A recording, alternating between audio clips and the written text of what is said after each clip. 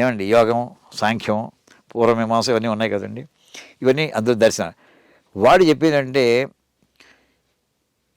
వాడు దర్శించారు. ఇది ఇది నా రూట్, తిరుపతి కొండ ఎక్కాలి అనుకోండి. ఈ ఘాటు రోడ్డు లేనప్పుడు వాడు వెళ్ళేవారా లేదా? వెళ్ళేవారు. అన్నమయ్య కాలం అంత మొదటి కాలం నుంచో ఘాటు రోడ్డు లేకపోయినా వాడు పైకి ఎక్కారు. అది ఆయన వెళ్ళిన రోడ్డు, అన్నమయ్య వెళ్ళిన రోడ్డు. ఇది ఇంకో రోడ్లు ఏం లేవు అక్కడ. ఆ గుట్టలు దాటుకుంటూ భయం పాటలు ఎక్కుండేవాడు. అందరూ ఒక ఆయన ఏం చేయండి, ఇలా మెల్లగా వెళ్తామయ్యా కానీ హ్యాపీగా సేఫ్గా ఉంటామయ్యా, ఇలా బండలు ఎట్టుకుంటూ పాక్కుంటూ వెళ్తే పడతామయ్యా కిందకి. రెండు రకాల సాధ్యం. ఒక ఆయన అన్నాడు గబగబా వెళ్ళాలంటే ఇంక మళ్ళీ ప్రాణం మీద ఆశ పెట్టుకో, వెళ్ళిపోతుంది ఇలాగ షార్ట్ కట్లో వెళ్ళు, చాలా తక్కువ దూరం 2 కిలోమీటర్లు వెళ్ళిపోతుంది ఎలమించి పైకి.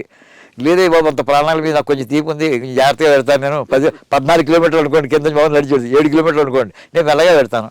ఇలాగ చెప్పడానికి వచ్చినటువంటి దర్శనాలండి. ఈ రూట్లో వెళ్ళు, ఆ రూట్లో వెళ్ళు, అల్టిమేట్ గోల్ మాత్రం ఒకటే, 7టికి కూడా.